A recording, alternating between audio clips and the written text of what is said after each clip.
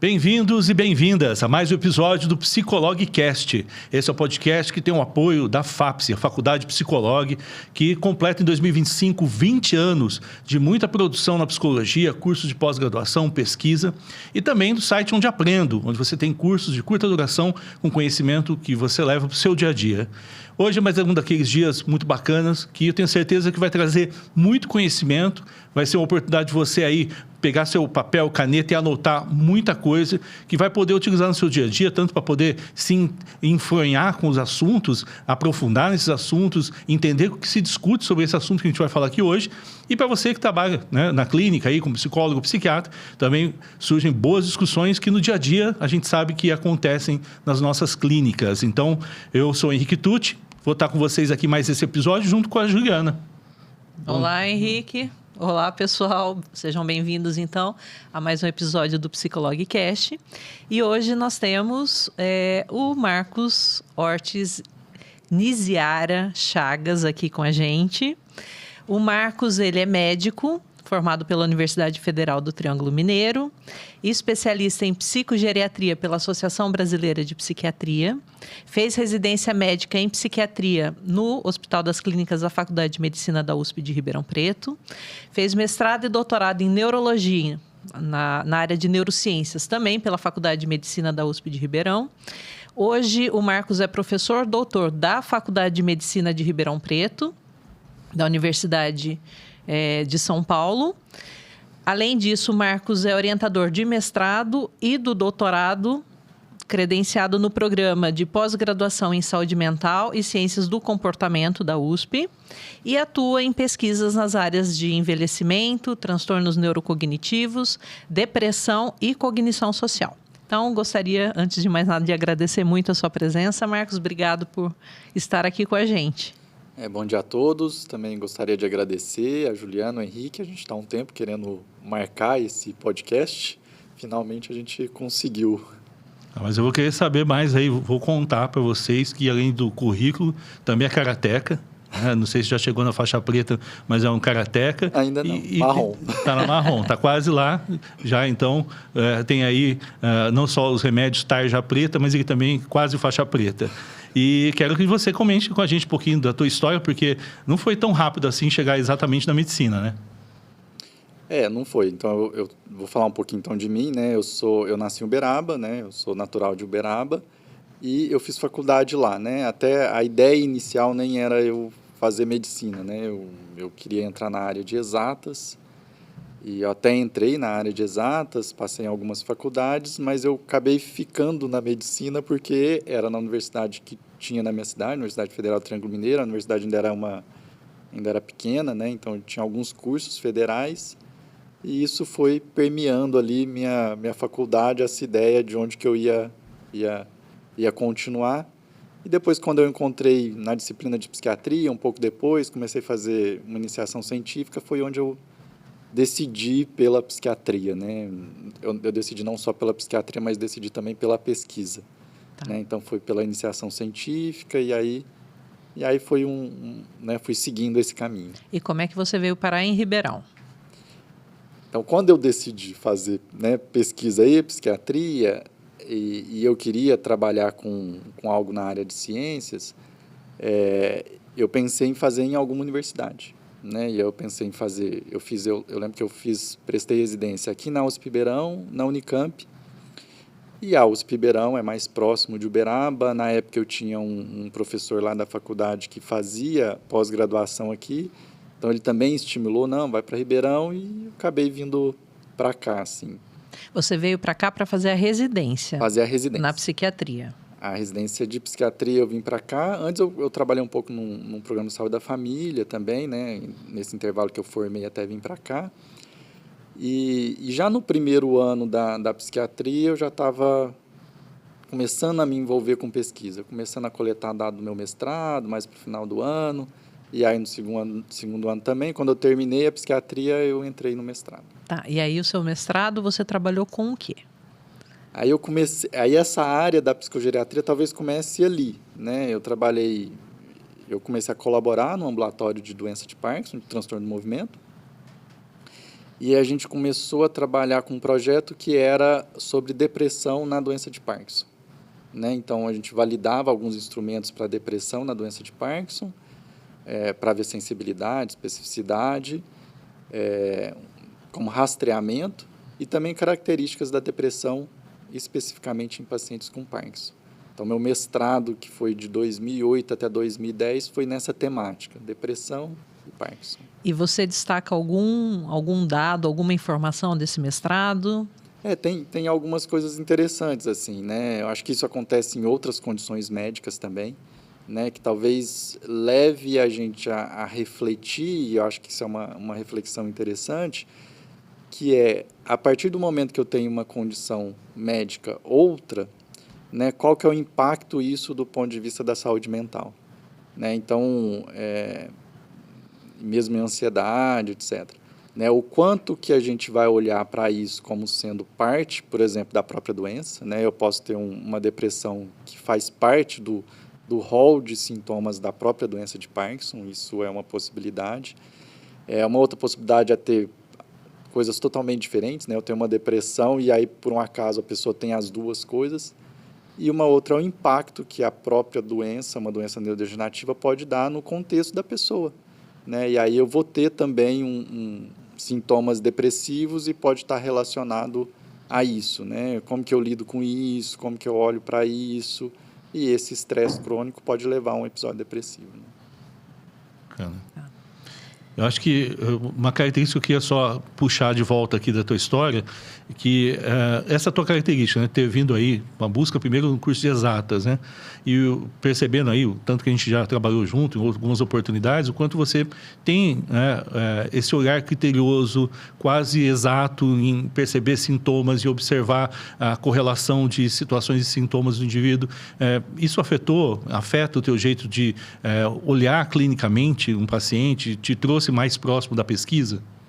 Eu acho que sim, assim, acho que começou de uma maneira meio que, né, eu olhei para a pesquisa e vi satisfação naquilo e talvez eu encontraria algo que eu estava buscando, né, que era, né, eu acho que a pesquisa tem uma coisa que é muito lógica, tem um método, tem análise estatística, tem esse lidar com um dado, né, essa pesquisa que é uma pesquisa mais quant.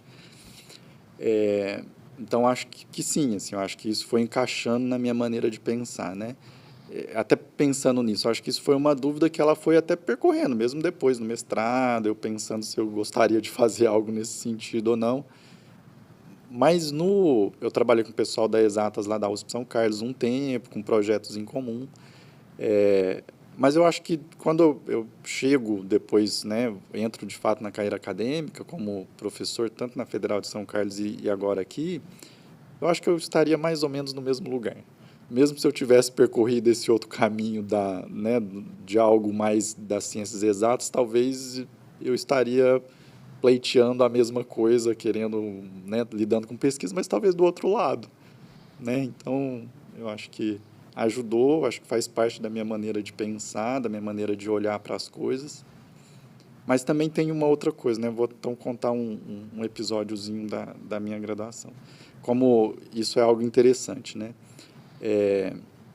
Tem um episódio, e isso é interessante até para quem, né, pessoal que está ouvindo aí, estudante, que isso me marca, assim, que é esse olhar, que talvez faça parte até da minha escolha. Então, uma época eu fiz iniciação científica, fui monitor de psiquiatria, e eu lembro um atendimento, que aí eu atendia junto com os alunos, e aí depois a gente supervisionava com o responsável, né, com o professor que era responsável na época, e eu era aluno. E aí eu atendi, depois a gente foi supervisionar, e ele pegou e perguntou assim, e eu passei a história e tal, e perguntou assim, Marcos, o que você sentiu atendendo essa paciente? E aí eu repetia, falava assim, ela está assim, ela está deprimida, ela está triste, ela não sei o quê. Aí ele perguntou de novo, mas o que você sentiu? Eu repeti de novo. Aí ele parou e falou assim, você está entendendo o que eu estou te perguntando? Eu estou perguntando o que você sentiu, eu não estou perguntando o que ela sentiu. Né? E eu acho que isso traz também uma observação que às vezes a gente tem uma dificuldade de ter, né? E a área de saúde mental, tanto a psicologia quanto a psiquiatria, ela necessita disso, né? talvez a ferramenta mais importante, uma das mais importantes, é a gente conseguir se observar, entender, saber o que a gente está sentindo, né? Isso parece até uma coisa meio lógica, né? Mas não é tanto, né? Então, eu acho que, assim, pensando nesse pensamento lógico, eu acho que talvez a gente até consiga também dar isso um pouco para uma área, que é uma área que, de certa forma, no senso comum, a gente parece que ela não tem esse sentido mais lógico, essa ideia de que isso pode surgir, eu posso olhar para isso, eu posso sentir, eu posso refletir, eu posso saber qual que é a consequência se eu sentir tal coisa. Então, acho que, de fato, ajuda. É muito bacana. Eu preciso saber se você respondeu o que você sentiu para o professor ou não. Na época... Você conseguiu? Depois, eu acho que eu não consegui, viu? Eu fiquei só com a observação. Tá. Eu acho que eu entendi aquilo. E eu acho de fato que eu não entendia direito o que acontecia internamente, né? O que acontecia ali, eu fiquei incomodado, né? E nem se fazia sentido sentir aquilo durante o atendimento, nem né? se fazia sentido. E isso é um negócio que, para aluno, né, aluno da psico, quem mexe, né, da medicina, hoje que eu estou lá e dou aula para eles, eu percebo que existe uma dificuldade disso que é imensa. E isso, né, eu conseguir saber isso, entender isso, está diretamente relacionado a essa relação que eu tenho, né, que é a relação que eu crio, né, com o paciente, com o cliente, né. Então uma outra pesquisa, assim, pensando nesses efeitos do canabidiol, né, uma pesquisa que a gente fez foi uma pesquisa de uma aluna minha de doutorado, que ela avaliou os efeitos do canabidiol em sintomas comportamentais e psicológicos, aí já em pacientes que já teriam uma sintomatologia, né, talvez psicose, agitação, inquietação, especificamente na demência vascular, né? E nesse estudo que a gente avaliou 15 pacientes que foram para esse grupo que era com canabidiol e 15 que foi para o grupo placebo, existe uma melhora nesses sintomas. Então, até para a gente olhar assim, para isso, né, que é um estudo pequeno, mas é um estudo que aparentemente mostra um efeito benéfico. O risco que a gente corre é de pegar esse estudo e generalizar que em todo paciente isso vai funcionar, já que a gente está falando de um recorte de um estudo que é pequeno, de pacientes no hospital terciário, que já são encaminhados, né? Então talvez são pacientes um pouco mais difíceis de tratar. Né? Eu acho que a gente tem que olhar para isso quando a gente vai falar do canabidiol e desses derivados da cannabis. Né? Ô Marcos, queria aproveitar assim, os anos que você está nesse grupo de pesquisa, que vocês estão debruçados sobre os efeitos do CBD, né? Principalmente no que diz respeito aos transtornos mentais, né? Tem algum dado robusto, consistente do uso do CBD, do uso do canabidiol em algum dos transtornos mentais? Então, isso é um ponto importante, né? Quando a gente vai falar desse senso comum que acaba acontecendo, é que os dados eles não são robustos, né? A gente não tem pesquisas que são pesquisas grandes, né? Utilizando canabidiol, né? A gente tem muita pesquisa, né? Mas muitas pesquisas pré-clínicas. Então, se a gente for pensar nesse uso clínico, de fato, a gente não tem uma indicação de uso de canabidiol para esses N transtornos que está sendo usado, né? Então, existe pesquisa, existem alguns resultados positivos, mas talvez isso falta confirmação, falta um N maior, amostras maiores, isso aparecer em outros lugares também, então falta muito isso. Uma outra coisa que talvez é interessante até pontuar é que quando a gente vai falar desses derivados e o canabidiol ele é um deles, um outro problema do ponto de vista clínico é que não se sabe exatamente a dose, né, e como que um influencia o outro. Né? Então, hoje se tem algumas pesquisas também entrando nessa área, mas se não sabe, por exemplo, se eu der tanto de canabidiol com tanto de THC, qual que é o efeito? Né? Se eu der o canabidiol puro. Né? O que se sabe é que você tem um sistema, que é um sistema que a gente chama de sistema endocannabinoide. Então, a gente tem alguns canabinoides, endocannabinoides que são produzidos, né? Como a gente tem a serotonina, a dopamina, a gente vai ter alguns, o principal dele talvez chame anandamida. E a gente tem receptores canabinoides, então esses outros canabidiol, THC, eles vão se ligar ou vão interagir com esses receptores Então, isso significa que tem um sistema ali que a gente tem que estudar, que pode ser promissor para transtornos mentais de forma geral, mas que a gente está começando, né? Não começando, porque são estudos antigos, mas talvez falte um pouco mais, né? Falte estudos maiores mesmo. E eu vou aproveitar, abusar da amizade, aproveitar que além de um grande pesquisador na área, um grande professor também, e eu acho que é importante as pessoas entenderem um pouco melhor o que quer dizer isso, né? Talvez aí as pessoas não saibam que há uma correlação do aumento das pesquisas sobre CBD por conta de uma descoberta dos anos 90, que é exatamente a partir dos anos 90, portanto, muito recente e muito depois até da criação de diversos dos fármacos, né, que a gente tem por aí, que nos anos 90 a gente tem essa descoberta do sistema endocannabinoide, né? As pessoas entenderem um pouquinho como que é isso, porque quando a gente fala em canabinoide, existem fitocannabinoides, que são aqueles moléculas, né, que existem nas plantas, e também os endocannabinoides são internos, nossos, que a gente produz, que na verdade não são exatamente iguais à planta, porque eles são moléculas lipídicas, né, de gordura, que se assemelham ao fitocannabinoide, mas que tem uma função importante. Tanto que esse sistema endocannabinoide descoberto nos anos 90 aí é tratado aí como um sistema mestre regulador de outros sistemas, né? Por isso que ele ganhou talvez tanta importância e tem esses elementos que a gente está falando, né? O endocannabinoides, a gente tem aí os receptores CB1, CB2 que o organismo tem. Os endocannabinoides, eles não atuam diretamente, CB1 e CB2, eles regulam, né? E assim como as enzimas que vão degradar os CBDs e aí atuando junto com, né, a anandamida e tudo mais. Agora que eu falei as bobagens, você me corrige, mas a gente aproveita para explicar para as pessoas, porque esses nomes, às vezes, são usados à torta de direito sem uma noção exata do que eles são, né? Não, mas é isso mesmo, né? Então, até pensando do ponto de vista histórico, né? A estrutura química do CBD, ela é descrita anteriormente a isso do THC também, né? E aí tem um sentido até meio lógico também, que seria pensar assim, se eu tenho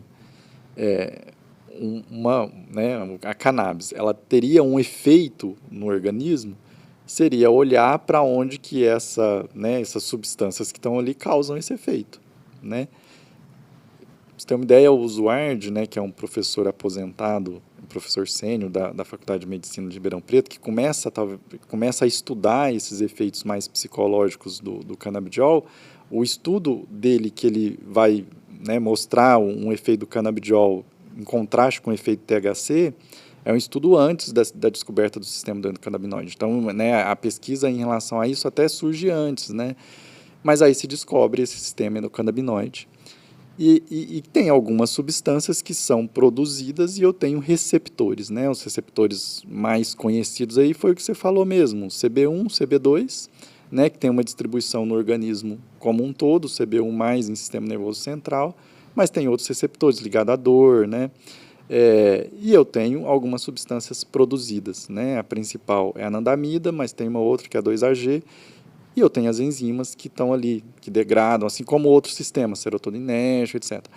E eu tenho a interação desses sistemas, né? E isso só aponta para um fato que eu tenho um sistema que está ali relacionado com N funções no organismo, desde do que a gente está falando, relacionados ao sistema nervoso central, mas também relacionados à questão da imunidade, né, dor, né? Então, é um sistema que, de certa forma, ele deve ser estudado, né? E que talvez tenha algum efeito aí para melhorar algumas patologias, etc. Mas que carece de fato de estudos, né? Da gente estudar mais, né? Qual que é a real função dele, como que ele age, onde que a gente teria um efeito clínico mesmo, né? Uhum. E as pessoas também entenderem que o CBD, como ele é obtido, né? Uhum. Existe CBD obtido aí diretamente através da cannabis sativa, da planta, mas que exige muitos processos químicos para depurar e separar exclusivamente, né, o canabinoide de THC e os outros mais de 100 substâncias que existem na planta. Uhum. E existe, acho que é CO2, né, o princípio acho que mais efetivo para separar o canabinoide da planta. E também existe o sintetizado industrialmente, que já consegue, apesar de não ter outras possibilidades de estudo de efeitos, né, correlacionados ao THC, mas que consegue obter um canabinoide aí mais puro, né, e exclusivamente de forma química, vamos dizer assim. Tem alguns canabinoides que são sintéticos, né? Que aí eles não necessariamente ele tem que sair da cannabis, né? Os que a gente tem no mercado, eles são extraídos da cannabis, né? Seja importado, seja, né, aqui no Brasil mesmo, por medida judicial, por uma ONG, etc. O que a gente tem que pensar é assim, quando eu falo de canabidiol, estou falando de um canabidiol que seja mais puro, né? Hoje a gente tem no mercado que a gente chama de full espectro, que seria uma mistura de canabidiol com uma quantidade de THC e às vezes até de outros canabinoides. Então a gente tem tudo isso. Você vê como é difícil pensar isso na clínica, porque a gente está falando de de mexer com várias substâncias que eu ainda não sei o exato efeito dela. Só para a gente ver como isso é interessante, né? O canabidiol, para você ter uma ideia, ele tem um efeito que é antagonizar o receptor CB1, aparentemente. Então, o THC ele é um agonista do receptor CB1, o canabidiol faz esse antagonismo. Mas, ao mesmo jeito que ele faz isso, ele aumenta a anandamida. E a anandamida é um agonista CB1. Então, quer dizer, eu estou falando que uma mesma substância ela tem esses papéis dois efeitos relacionados a receptores diferentes. E aí ela aumenta um que ela mesma antagoniza. Então, isso ainda está um papel muito desconhecido, né, ainda para a gente... E do ponto de vista da psicofarmacologia, né, quando a gente olha para todos os neurotransmissores que existem, todos os receptores em cada um deles, a quantidade de estudo e pesquisa para qualquer droga que hoje é usada, né, na psicofarmacologia, todas as interações, todos os efeitos colaterais indesejáveis, né? Como tudo isso é complexo, né? A interação de tudo isso, como é difícil, colocando um novo sistema que é mais recente, né? E a dificuldade em lidar com tudo isso dentro da clínica, né? E chega o paciente falando, eu quero. Me receita alguma coisa nesse sentido. Eu acho que o que acontece no senso comum é muito uma tentativa de associação, uma tentativa de associar a ideia desse uso de canabinoides com o fitoterápico, que é uma coisa natural, com menos efeitos colaterais e tudo mais. E aí eu vou falar para vocês aqui, conversem com seus médicos antes de qualquer coisa. Você vai tomar um energético, converse com o seu médico. E não é exagero, porque tudo isso interage, existem recomendações, você precisa ter essa conversa com o seu médico e siga a risco o que ele diz. Porque eu acho que existe essa popularização sem a noção exata, como a gente está falando aqui, do que está acontecendo, do que ele está utilizando, simplesmente com a ideia de que, vou reduzir efeitos colaterais ruins do fármaco antigo, né, do medicamento antigo. Sendo que existem medicamentos que precisam ser administrados, independente de qualquer coisa, de acordo com a orientação do seu médico, né? Eu acho que aí tem isso, que eu acho que é de fato, né, que vai, é o natural, é algo que eu posso usar, que não vai ter efeito colateral e que não faz sentido. A substância está ali do mesmo jeito se eu comprar ela na farmácia, se eu tiver ela de uma ONG, se eu extrair diretamente, né, tá do mesmo jeito a substância que atua está ali.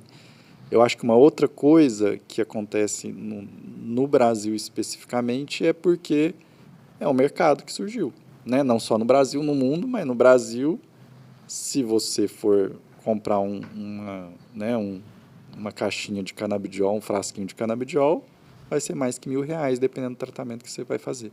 Então, você está também lidando com essa questão do mercado. Né? Talvez em outros países tenha um acesso mais fácil. E aí, se eu tenho um acesso mais fácil, eu também tenho menos pesquisa, porque, né, eu estou ali, eu tenho na farmácia, no lugar de suplemento, e no Brasil eu acho que entra atualmente nessa outra questão, que é, além do natural, ele tem um mercado que pode ser vendido ali, né? Eu acho que há muito tempo atrás já se discutia isso, quando principalmente os Estados Unidos falavam em regulamentar e tudo mais. O pessoal simplifica, está regulamentado, pode usar. Mas o que acontecia de fato, que eu vi numa reportagem da revista Wired muito aprofundada, é uma discussão de que, não sendo regulamentado, aquilo estava à margem do que era produzido industrialmente e, portanto, por exemplo, eles não tinham como regulamentar, não tinham como controlar, de observar a qualidade do que estava sendo feito e não tinham como proteger. Porque eu lembro que houve uma discussão, uma época que na Califórnia, as empresas produtoras, né, de CBD estavam utilizando a planta em si, estavam criando proteção de segurança armada, porque o tráfico mexicano estava lá tentando destruir a produção, porque havia impacto, e aí, sem a regulamentação, o governo não podia interferir e criar mecanismos de proteção. Então, tem muita coisa que acontece em paralelo, né? E essa ideia do natural, eu sempre discuto com o cliente assim, pessoal, mas é natural. Eu falei, olha, sal é natural, e experimente usar muito sal, que a gente conversa depois com o seu cardiologista. Então, a gente tem que tomar esses cuidados, né? Entender não é tão essa simples dinâmica, assim. Né? Ô Marcos, e como que você prestou o concurso na Universidade Federal de São Carlos e as linhas de pesquisa que você tocou lá em São Carlos? Então eu terminei meu doutorado, continuei orientando aqui logo em seguida, e aí eu estava aqui, né, como eu tinha falado, eu estava aqui 40 horas, né, eu estava aqui tanto um concurso que eu tinha passado na USP como médico assistente e no Hospital das Clínicas. E quando eu terminei meu doutorado, a minha expectativa é que eu ia continuar aqui, mas talvez ia sair um concurso em breve para eu entrar como professor aqui da Faculdade de Medicina de Ribeirão Preto. Como isso foi demorando, porque a USP nessa época ela entra numa crise financeira e os concursos foram meio que não temos mais concurso por um tempo. E aí eu fui repensando como que eu ia seguir na carreira, e foi quando eu resolvi, por um tempo, eu saí de um desses empregos que eu tinha aqui, né, do Hospital das Clínicas, fiquei um tempo em Barretos, numa faculdade de medicina particular lá, e depois eu prestei o concurso na Federal de São Carlos para continuar na carreira acadêmica. E aí foi quando eu fui para São Carlos, né, em parte eu continuei morando aqui, mas aí eu iniciei de fato a carreira acadêmica como professor lá em São Carlos em 2015. E aí a gente fez algumas pesquisas, né? Uma pesquisa que eu acho que vale a pena citar, né? Eu estava nessa parte de demência, transtorno neurocognitivo, né? Doença neurodegenerativa. Ali em 2013, alguns critérios para demência, para transtorno neurocognitivo, ele muda, né? E um dos critérios que muda, ele faz uma reformulação dos domínios para o diagnóstico de demência, mas um dos que muda é um domínio que a gente chama de cognição social, que aí está envolvido reconhecimento de expressões faciais, teoria da mente, um pouco ali de empatia, e aí a gente faz um estudo que é num bairro lá, numa região, uma área de abrangência de um programa de saúde da família, que seria avaliar se existiu um impacto no diagnóstico de demência a partir dessa mudança diagnóstica, e qual que seria esse papel da cognição social, instrumentos, porque a gente usa muito pouco instrumento para avaliar a cognição social em quadro de demência. Então, a gente fez um estudo ali com 300 idosos, né? Tinha o pessoal que fazia mestrado, doutorado, eles iam lá, batia na porta dos idosos, todos desses 300, e a gente aplicava bateria cognitiva, né, avaliava diagnóstico, aplicava os testes de cognição social. Então, esse foi um estudo que ele balizou vários estudos aí dos meus alunos, e eu acho que eu entrei aí nessa parte de cognição social por causa dessa mudança no critério diagnóstico. E uma coisa interessante, né? Apesar de se acreditar que o impacto seria grande na mudança do critério diagnóstico para transtorno neurocognitivo, o impacto não é tão grande. Porque para eu fazer o diagnóstico eu preciso que tenha um prejuízo funcional. Então, isso passa a ser um balizador da prevalência, né, de fazer esse diagnóstico clínico, né? Mas aí surgem vários outros estudos. Essa é uma área que você estava pesquisando dentro do grupo de pesquisa, e a área dele é gerontologia, né? Isso. Aí a gente fala desse público específico, que eu acho que tem crescido muito, né? O interesse tanto só por pesquisa, como as aplicações, e que trazem alguns desafios clínicos, né? Tanto para psicólogos como psiquiatras, que eu acho que vale a pena a gente comentar por que a gente tem alguns avanços e algumas dificuldades de avançar nas pesquisas, né? Na área de envelhecimento. Envelhecimento. Né? Eu acho que aí tem uma... Né, então, eu estava no departamento de gerontologia, que eu acho que é uma área que estuda muito essa questão do envelhecer, né?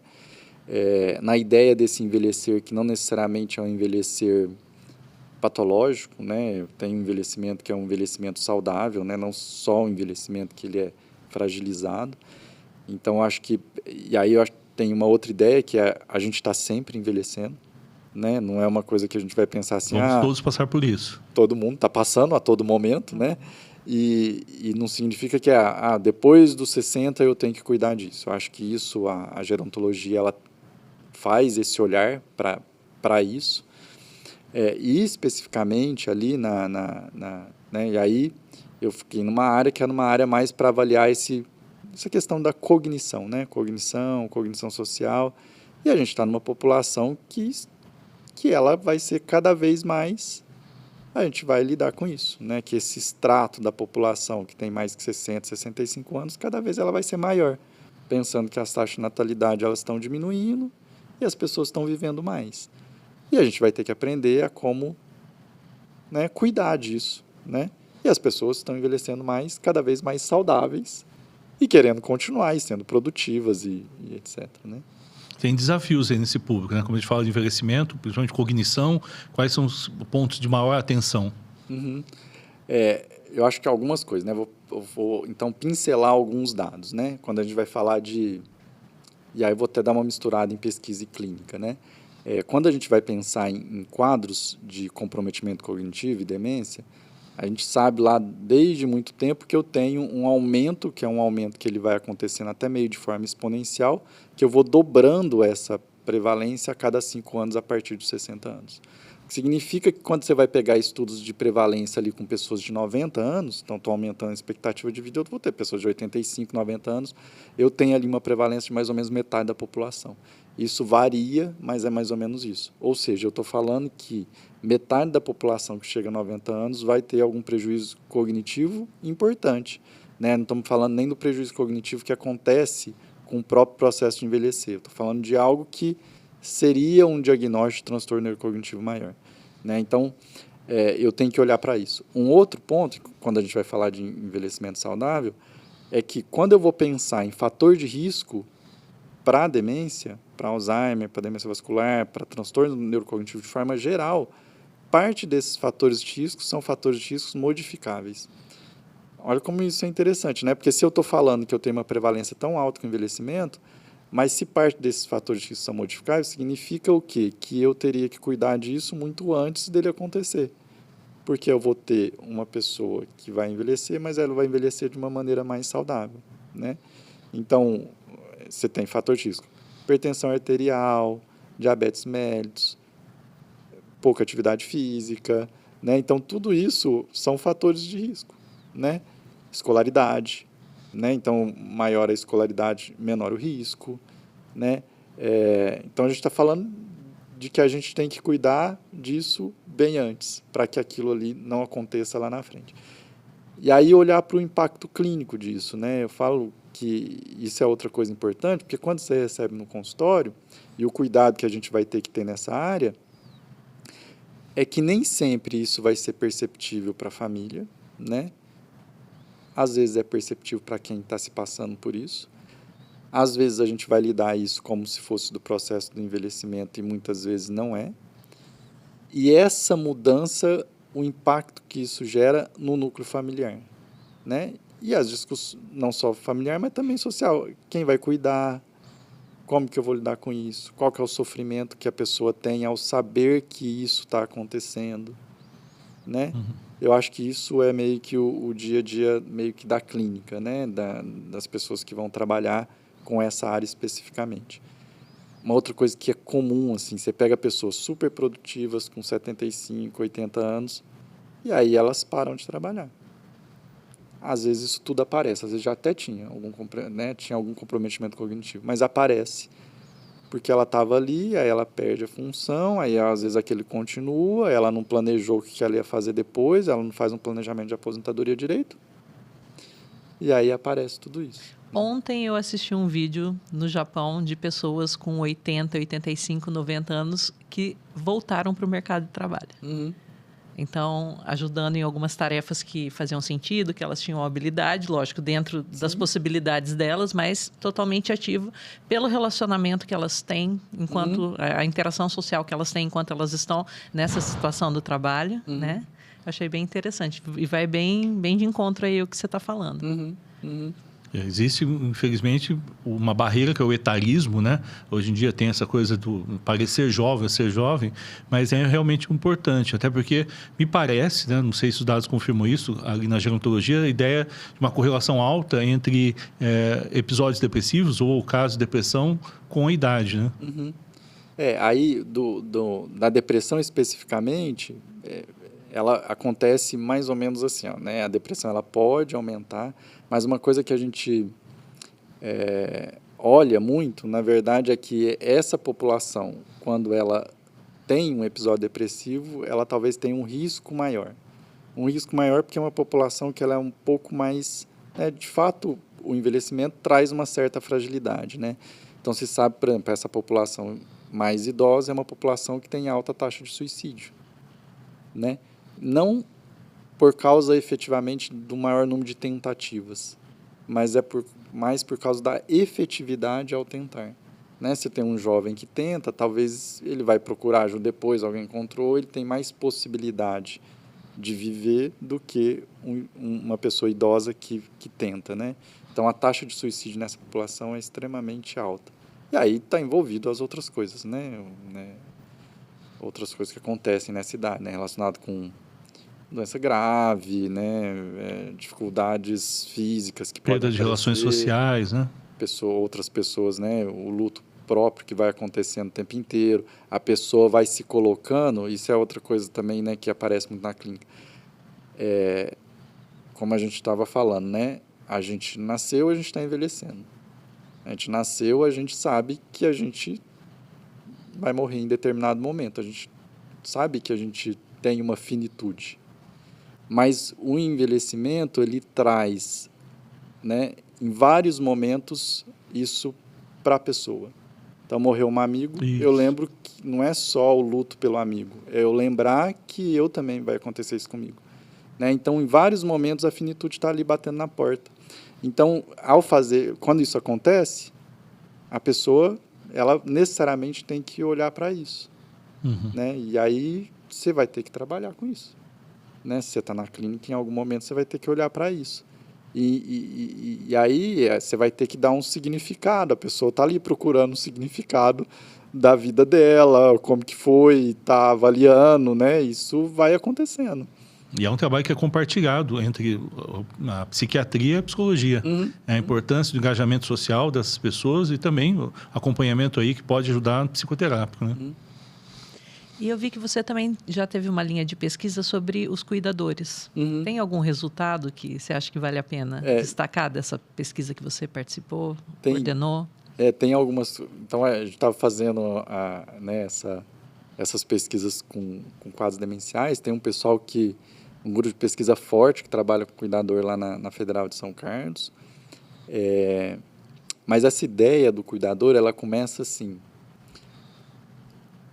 na ideia da cognição social, que uma ideia de que a empatia, quando a gente vai falar essa ideia de se colocar no lugar do outro, né, de sentir o que o outro sente, etc., a gente sempre olha a empatia como algo que a gente deseja, né?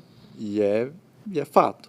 Mas a gente também sabe que o cuidador, ele sofre e ele pode ter uma sobrecarga do cuidado, né? Não só de um cuidador de paciente com quadro demencial. E a hipótese inicial dessas pesquisas que foram seguindo era que, dependendo do domínio da empatia que a gente tem, isso pode ser que eu tenha mais sobrecarga, ou que isso leve a mais sintoma depressivo, a mais ansiedade. E assim, de forma geral, a gente pode dividir a empatia, e aí depende, né, de quem está estudando empatia, mas eu posso dividir ela em empatia cognitiva e empatia afetiva. Empatia cognitiva seria eu meio que numa tomada de perspectiva, né? Eu entendo o que o outro sente, mas eu sei que aquilo não sou eu, né? E a empatia afetiva não, é quase que um contágio emocional. A gente está aqui alegre e eu estou alegre junto. A pessoa está sofrendo, eu estou sofrendo junto. E aí, se eu tenho muita empatia afetiva, a ideia seria que eu tenho mais sobrecarga. Então, surge desse jeito, assim, a gente já tinha lá, né, fazendo essas outras pesquisas com a demencial, aí, né, tem um psicólogo que vem trabalhar comigo, que é o Madison, e aí eu proponho para ele trabalhar com isso, assim.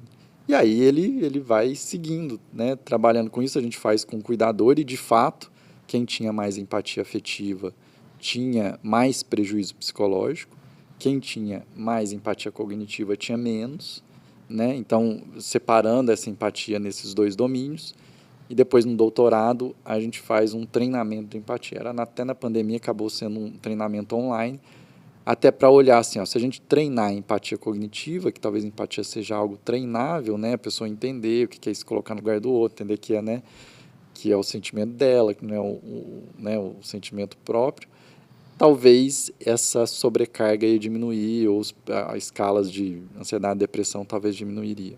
E que foi o que a gente achou, assim, né? Também com resultado um pouco mais discreto, mas aparentemente é isso mesmo. Nesse meio tempo surgem outras pessoas que também fizeram essas mesmas coisas parecidas pensando em empatia, né?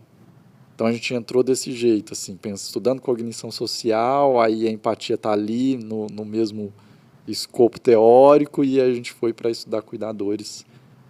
E aí a gente encontrou esses resultados que eu acho que são resultados bem interessantes, assim, né? E aí você vai pensando, né? Então, dos transtornos neurocognitivos, você já passou pela cognição social, né? Esses experimentos aí sobre empatia, e como é que você chega na felicidade? Bem-estar subjetivo, né? Bem-estar subjetivo. que são estudos que estão começando, né? Então, tem alguns alunos entrando para estudar isso, né? Então, começa assim. Nesse estudo que eu falei lá de 2015, ele tinha essa escalinha de felicidade, que é uma escala, né, uma percepção de felicidade, né? A gente nem entra na conceituação específica de felicidade, mas se a pessoa se sente feliz, né, em relação a ela, comparado com o outro, é uma escalinha de 4 itens. Então, ela tinha essa escalinha de felicidade, ela ficou lá, e a gente até publicou um trabalho em 2018 ou 2019 com os idosos, para ver quais são os fatores que estavam associados com a felicidade, né? E aí estava, né, a questão de saúde mental, né? A gente tinha uma escalinha de fobia social, cognição não teve relação, então a gente olhou para isso lá. Mas o interesse ele vai aprofundando, eu acho que numa ideia de ir repensando também como que a gente trabalha diagnóstico, como que a gente olha para isso, né? Isso é muito até da psicologia positiva, né? Tem um psiquiatra americano também que trabalha com isso, que seria olhar para... A gente olha muito para o patológico. Então, foi mais ou menos aí que surgiu, assim. E talvez a gente tenha que começar também a olhar para o que não é patológico. Por quê? Porque se a gente vai observar, assim, vamos observar um residente fazendo diagnóstico, ou mesmo a gente tem uma facilidade muito grande de olhar e falar assim, esse paciente tem essa característica de personalidade, ela tem essa outra, ela tem aquela outra, ela tem, né? Eu olho com muita facilidade para isso, porque a gente é treinado para isso. Será que eu consigo olhar para um paciente e falar assim, esse paciente ele é mais resiliente, esse paciente é mais tal coisa? É difícil a gente fazer isso. Reforçar o repertório, né? Reforçar o que existe. Identificar também, né? Identificar, né? É difícil a gente fazer isso. Então, acho que isso é um treinamento que a gente tem que fazer, né? E talvez também na pesquisa. A gente faz pesquisa com um monte de coisa, um monte de pesquisa de depressão, um monte de pesquisa de psicose, de ansiedade, e tem muito menos pesquisa sobre ansiedade, sobre felicidade, né? A gente tem pouca pesquisa. Por que será que a gente tem pouca pesquisa, né? Porque a gente vai pegar um paciente, um cliente, uma pessoa que a gente está atendendo, e em determinado momento, o que eu tenho para oferecer para essa pessoa, né? O que a gente vê no consultório de fato? Será que a gente vê um monte de paciente com transtorno bipolar, com esquizofrenia, ou a gente vê um monte de paciente que é igual a gente, que está lá lidando com as nossas angústias, sofrimentos, e está lá tentando cuidar? Se isso acontece, se a gente que está lá, a gente tem que olhar para isso. quais fatores estão associados a isso, né? Quais fatores estão associados a eu ter um bem-estar maior, eu ser mais feliz? Então, foi mais ou menos aí. E aí tem até uma historinha quando eu, de fato, decidi. Em 2023, eu viajei para a Amazônia. E aí, nessa viagem, então você ia lá, visitava uma coisa, visitava, né, uma comunidade ribeirinha, e na viagem tinha um senhor que ele trabalhou no seringal. E é aquela coisa, foi uma coisa meio, né, tinha 85, sei lá. E aí, uma época era uma coisa meio quase escravo, porque eles tinham que ir lá à noite, né, e aí ficava lá até de madrugada e tinha gente que morria, porque né, às vezes acontecia lá no meio, a onça ia lá e etc, né, acontecia um monte de coisa. E o senhorzinho trabalhava lá numa casa que hoje você ia visitar, contava essa história de como que acontecia lá. E o senhorzinho maior, assim, alegre, Animado. feliz, animado, e contando essa história, eu conversando com ele, eu falei, gente, tem coisa aí que a gente teria que estudar, né? Porque é uma vida de privação. A pessoa trabalhou lá, depois foi para Manaus com a família inteira sem nada, ficou em Manaus. Aí, por um acaso, começou a se envolver nisso e foi, né, depois convidou no serviço público trabalhar ali como recepcionando as pessoas, fazendo o caminho lá, mostrando como que você tira lá na árvore e tal.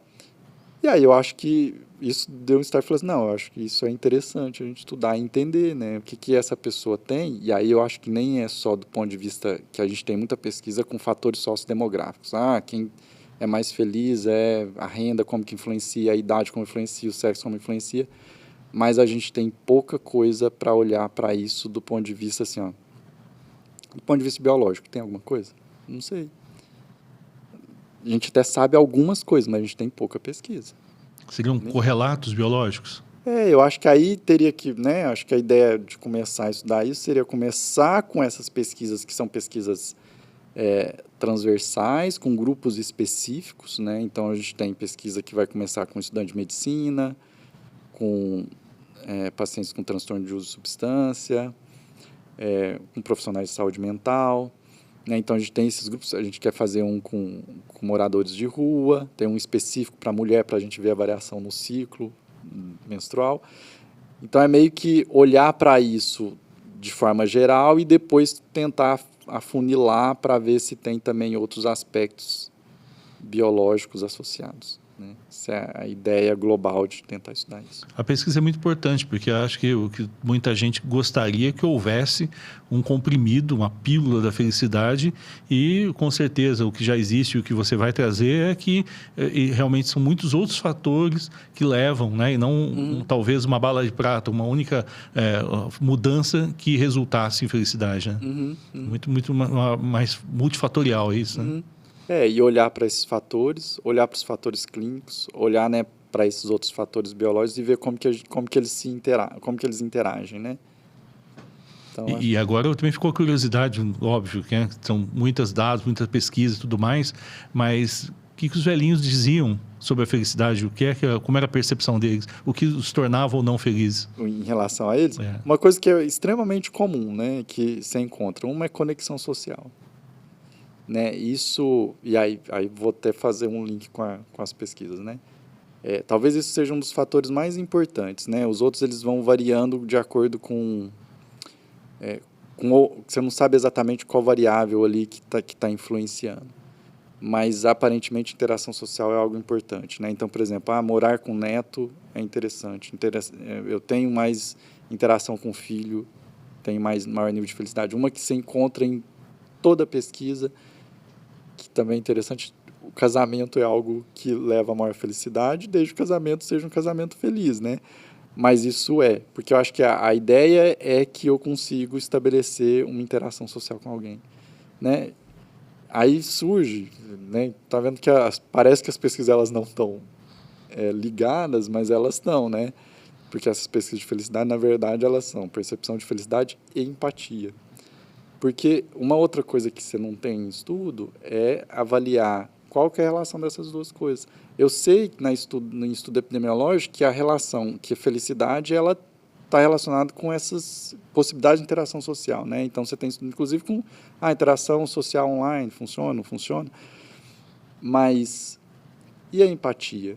Então, a empatia talvez seja uma coisa importante, né? Porque se a interação social está relacionada com o nível de felicidade, então será que pessoas mais empáticas, elas também são mais felizes? Né? Algo que a gente devia fazer essa ligação até meio que...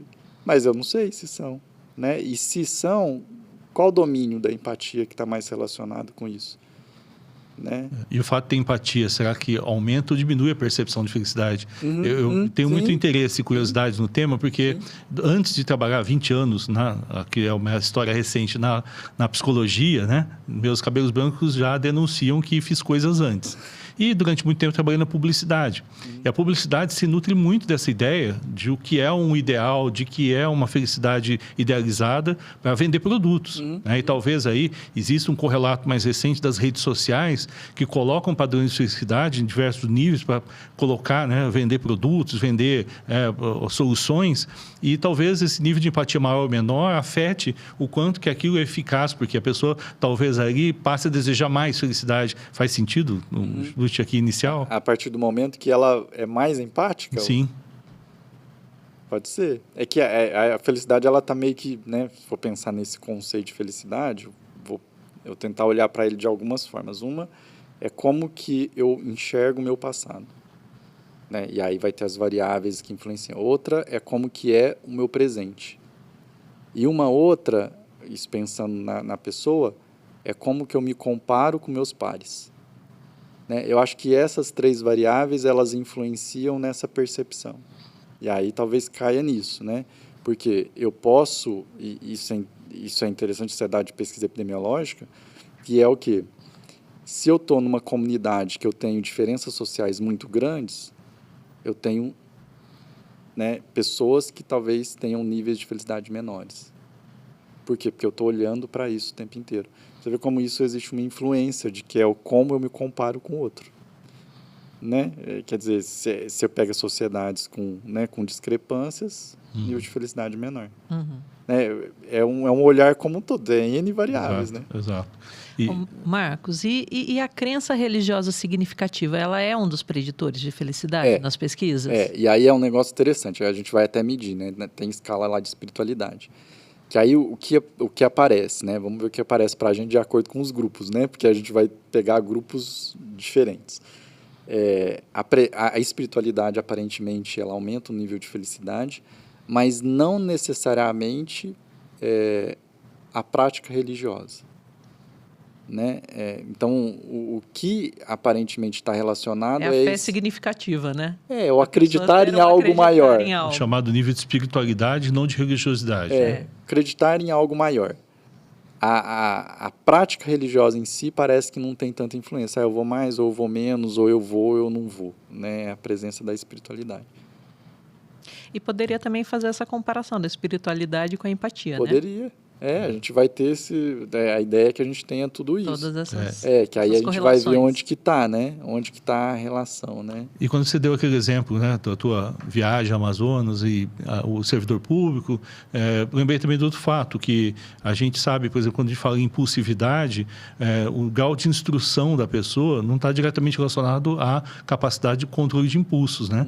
E talvez aí, né, como a gente vê, muitas pessoas que às vezes são mais simples e têm um nível de bem-estar percebido maior, a gente pode dizer que não há uma correlação direta também do nível de escolaridade com felicidade? Tem correlação. É que não se sabe exatamente onde que é, o que é, né? Então, assim, quanto maior a escolaridade, maior a percepção de felicidade. Mas aí você entra num outro problema, que é o quê? Uma pessoa com mais escolaridade talvez tenha mais renda. E a renda, até um determinado ponto, também está relacionada. Uma pessoa com escolaridade maior, ela está mais exposta a possibilidades de interações sociais maiores. Então, tá vendo? Você entra nessa seara que você não sabe o que a escolaridade está proporcionando para essa pessoa, né? E para ela ter esse nível de felicidade. Mas parece que, então, correlação positiva, sim. Né? Correlação positiva. Correlação positiva. Escolaridade está relacionada. Acho que nós vamos precisar convidar o Marcos daqui a um tempo para um novo bate-papo, né? Agora, num futuro bate-papo sobre felicidade, né?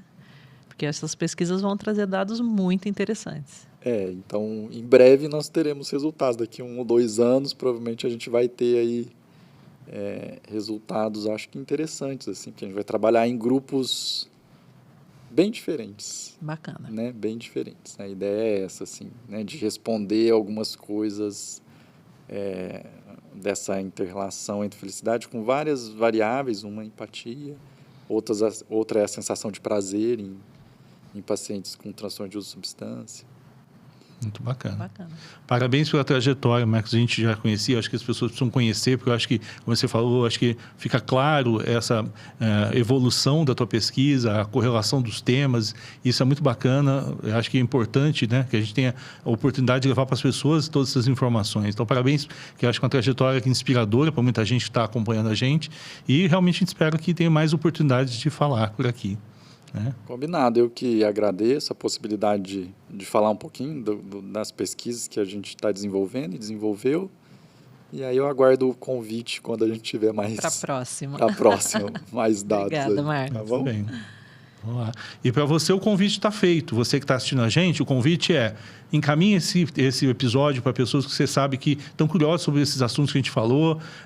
Marque aí, volte, assista de novo e anote mais, porque trouxemos aqui, com certeza, o Marcos trouxe para a gente muitas informações relevantes que mudam a sua vida, o seu trabalho, que eu acho que vocês precisam aproveitar e compartilhar. E por isso, se você quer acompanhar e saber o que está acontecendo no PsicologCast, se inscreva nos nossos canais, compartilhe, dê o seu like para mostrar que esse é um conteúdo relevante e as redes distribuírem mais. E fiquem com a gente até o próximo episódio do PsicologCast.